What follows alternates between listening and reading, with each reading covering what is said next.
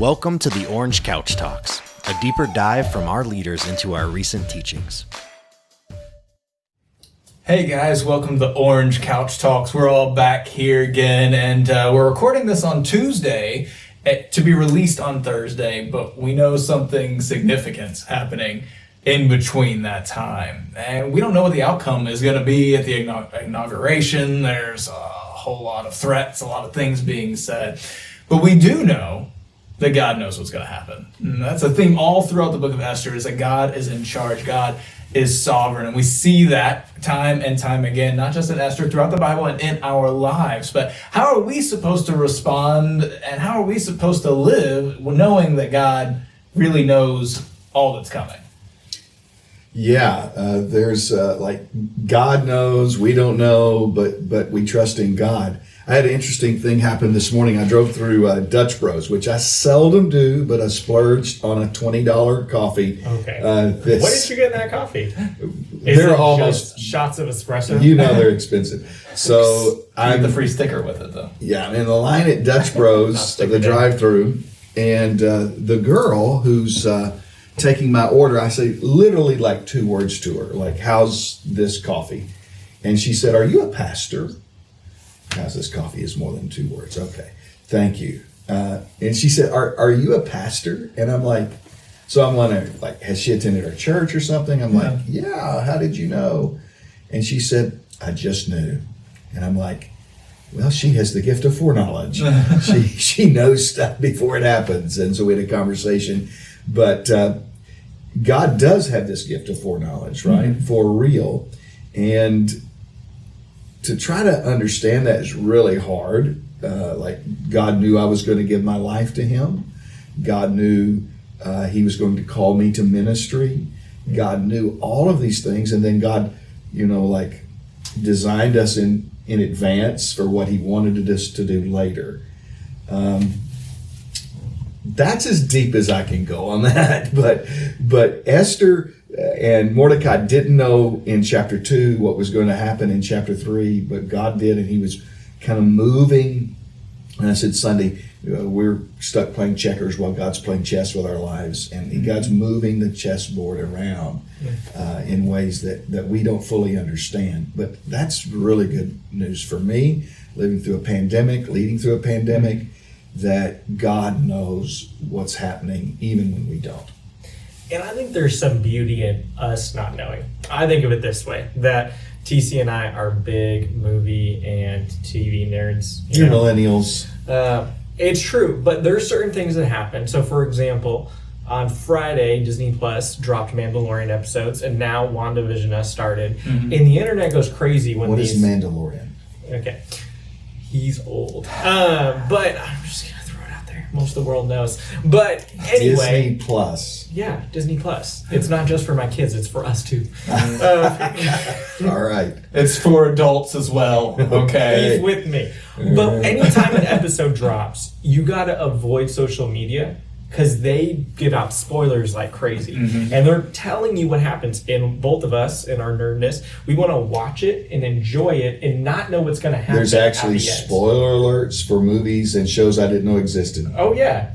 It's like crazy. Spoiler alert. It reminds me, the worst one that this happened with, my brother went and saw Armageddon on opening night. Remember that movie? Armageddon. Bruce Willis. Yeah, that was good. Yeah, Ben Affleck. My brother saw opening night. He came to all my family and said, Bruce Willis dies at the end. And we're like, well, thanks for ruining the entire movie and the most important scene. Hopefully everyone watching this has already seen that movie. Was like 20 years ago. Haman dies in the end, too. Yes. Spoiler alert. But there's some beauty, I think, and for us, God knows what's going to happen, but we don't. And we still get to enjoy the journey, even the pitfalls, even the trials, but also those glorious kind of upticks as well. I think back on my life, I had gone to the same church my whole life. Like, when literally on the way home from the hospital after I was born, we stopped and picked my brothers up on a Wednesday night from church. That was the church I knew. And when I was about 15 years old, crazy stuff happened at that church, and we had to find a new one. And it was a horrible experience, church hopping, trying to find where God led us. I ended up at a church where I married the pastor's daughter. So I think I was supposed to be there. The new church we found. And it was like, in that moment, I didn't understand why our relationships and friendships were ripped together. But I met my future wife. They were ripped together. Ripped apart. I'm sorry. Okay. No, I'm sorry. Our friendships were ripped apart at the last church. But I found my future church. I found my future wife and family. It's a very hostile environment here. Every word has to be perfect, or we will point it out to each other. That's true. Well, I felt like that was payback for what I said earlier. Yeah. But to be honest, on the subject, I for one am glad that God does not tell me all the steps that lay ahead in my journey, even the very end goal. Because to be where I am now, from where I thought I would be 10 years ago, it would have scared me. It would have freaked me out. I wouldn't know how to get there. I wouldn't know what to do. It would be overwhelming. But instead, God has shown me one step at a time. Even those steps tend to be scary and overwhelming for me, but he pushes me and grows me to reach where he's taking me next. And if I knew where he was taking me, I would be way too freaked out to ever get there. Yeah, I've heard it explained this way. I think it's a great explanation, is that God's will for our life is less like a blueprint. Like, here it is, there's all of the details and all the instructions. It's more like a scavenger hunt. It's more like, okay, go there, and then you get instructions from there to go there. And you kind of see that in the book of Esther. Do this, and then you're going to do this. But probably if God had told Esther, you know, I'm going to ask you to risk your life to go into the court of the king to save the Jewish people, she would have probably said, you know, I don't think I want to be queen. And so exactly what you're saying, it would have probably kept her, because God's kind of on a need-to-know basis releases this information, kind of releases it. I think there's probably a movie analogy there somewhere. He gives us trailers. Trailers, whatever. I don't know. Interest. We're stretching it. But it's more like a scavenger hunt than it is like an exhaustive blueprint for our lives. I love that. Absolutely. That's great. That's good. Because if we knew all the steps, we probably are going to mess up. And we mess up anyways. And that's something that Pastor Jackie, you talked about this weekend, surprised that God uses us in spite of our mistakes. But what are we supposed to do when we make a mistake? How do we come back? How do we recover? How do we continue in the path that God gave us? Blame it on our staff or your wife. I mean, that's what I normally do. I mean, that is a helpful Thank you. Yeah. Thank you. No, I think that's the temptation, though, right? Isn't it? Mm-hmm. We can blame others. We can blame the circumstances. It's so hard. We're living in a pandemic. Mm-hmm. So-and-so won the election or so-and-so didn't. That's why I responded the way I responded. It is real tempting for us to play the blame game and make excuses. I don't know why my high school basketball coach needed to tell me this, but he told me that the best excuse is still an excuse, Jackie. Like, okay, but still, you know, if I would have gotten more playing time or whatever. That's great advice. Tell him over there. He needs to know that. I love Adrian Rogers' definition of an excuse. He says it's the skin of a reason stuffed full of a lie. I don't know what that means. It sounds really good, though. No, I didn't follow It that. sounds profound. It sounds really smart. But we're prone to make excuses, to blame others for our mistakes. But really, I think if you look into the Bible, there's lots of guys that made mistakes. And the ones that successfully overcame them were those that owned it. Absolutely. Took personal accountability, responsibility. Can you think of anybody? For sure. There's lots of examples. I mean, King David's probably one that we get his dirty laundry more than a lot of other people's. But the interesting thing is the Bible also points to King David as this is a great example of somebody who followed after God. And so David had multiple times that he had to recover from a mishap, from a bad decision, from sin. And each time... Mishap. I mean, like the guy killed a guy and he committed adultery. And, well, he committed adultery, and then he killed a guy, and then he covered it up. Yeah, it's just amazing. What's amazing to that is that, and this is where there's hope for those of us who have failed or one day might fail, is that it is after all of those occasions that the New Testament tells us that David was a man after God's own heart. I would have thought before that, after not so much. But David owned his failures and his faults, and God forgave him. He repented of them. And, he said, against you and you alone have I sinned. He used all those personal pronouns in Psalms 51 where that confession and repentance is recorded. And I think that's where we have to get to. We have to get from the blame game from the excuse game to I'm going to own it. I'm going to repent of it. And then hopefully we don't repeat it. Absolutely. That was one of the things that David did to make sure he didn't repeat it. First is owning it.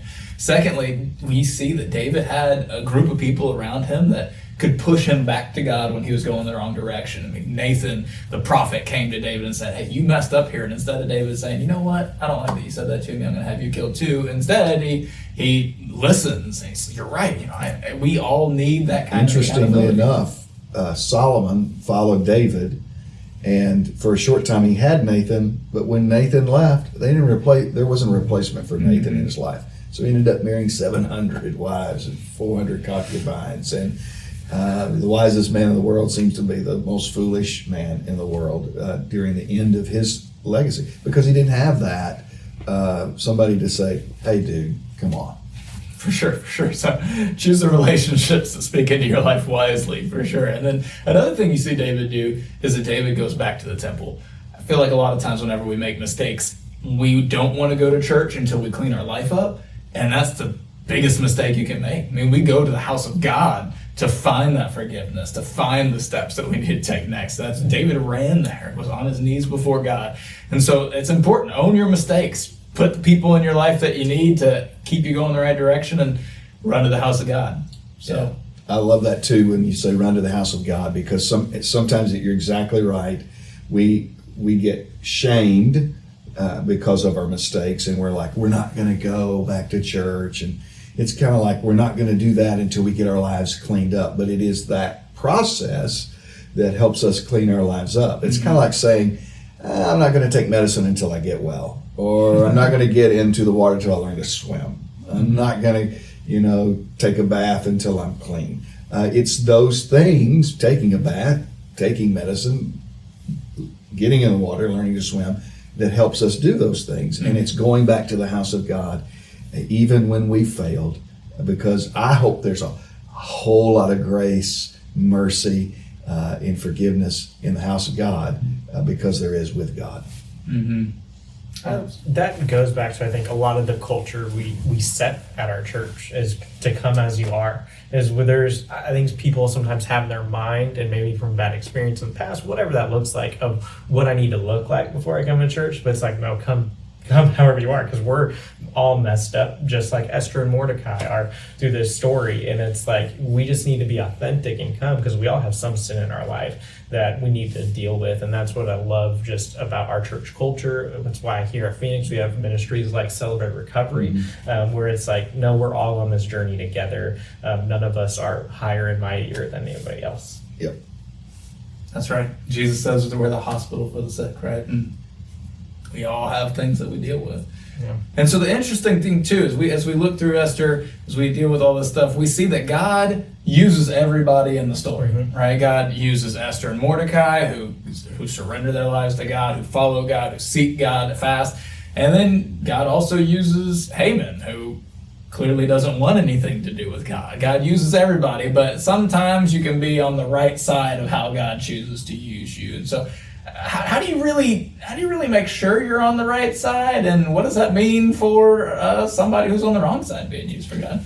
Well, I think we're going to talk about that a lot this week, because up through the first 3 chapters of Esther, it's really nobody's doing anything right. It's kind of a lot of mistakes happening, and everyone seems to be. Mordecai and Esther are, we talked about this week, taking some liberties and sinning and disobeying the law, and God's still working his plan through it. He's still sovereign, he's still in control. But 4 and 5, I think, is kind of the game-changing flip moment where Esther and Mordecai are going to turn to God, and we're going to talk in detail how they do that, and they're really going to solidify themselves on the right side of God, and Haman is going to really solidify himself on the wrong side of God's will. And God's still using both of them to working towards his ultimate plan, but that's where I think we see the distinction of like, okay, are we turning to God and making sure we're on the right side of his plan? Yeah, I think it's going to move from just a focus on divine sovereignty to an emphasis on human responsibility. Yep. I've said in the introduction to this series that I believe the book of Esther is really a case study of how human responsibility and divine sovereignty intersect. Sometimes in great ways, human responsibility intersects with that. With Esther and Mordecai, they become real heroes in the story. They're not so much right now, but eventually they're going to become heroes in the story, and they're going to be on the right. Spoiler alert. Sorry, right side of the story. No, they don't even have to listen the next couple of weeks. But Haman and Xerxes, or Ahasuerus, as he's referred to in Esther, are going to be on the wrong side of the story. And one of the things I always like to look for these little leadership nuggets is that how passive Xerxes' leadership was, even in chapter 3 this past week. I mean, Haman comes to him and says, hey, I want to kill all the Jews. And it's like he didn't even give it a thought. He's like, oh, okay. He barely listened. He's like, here's my signet ring. Go do whatever you want to do. Make sure there's gas in the car when you bring it back or whatever. And I know you pointed out, you felt like he was distracted because he's got a new toy in the palace and Esther. I said new wife. Well, I thought you said toy. But he was distracted. This search, this Bachelor, the Persian edition, and all of this just distracted him. And I think sometimes we as leaders can become distracted. And you see the turmoil that takes place because a leader, for a period of time, puts his head in the sand, abdicates his role of responsibility over his kingdom, and chapter 3 ends. Here's what it says at the end of chapter 3, that Xerxes and Haman sat down for a drink, and it says, and all of Susa was in confusion. Wow, understatement probably. But that's what happens when we abdicate responsibility as leaders. Our organizations fall into confusion. If you stop leading in your home well, you're going to have a confused family. You stop leading your children to church. Some of you may be watching this and your kids graduated high school or whatever, and you said, I'm out of church too. And your kids are like, wait a second, that's confusing to me. Some of you watching this, you've just like, your COVID fatigue has set in, and you're like, I'm just tired of leading in a pandemic at my school or at my church or at my business. And confusion set into those places because you've just gotten tired and you got distracted maybe. That happens in our own personal lives. We stop leading ourselves well, and confusion will set in. And so what we're going to be saying over the next couple of weeks is this through Esther. God's divinely sovereign, but in his divine sovereignty, he has chosen to give you some human responsibility. And you need to not be asleep at the wheel. In this moment, your family, your church, your school, your business, your job place needs you to stay alert. And if you don't, confusion will set in. So I hope you'll continue to track with us through the book of Esther, continue to read through the book with us, but also continue to stay awake and alert and look for opportunities to lead even in this crazy world that we live in. Thanks and have a great day. Thanks for tuning in. Make sure to rate, review, and subscribe, and don't forget to go out and make Jesus known.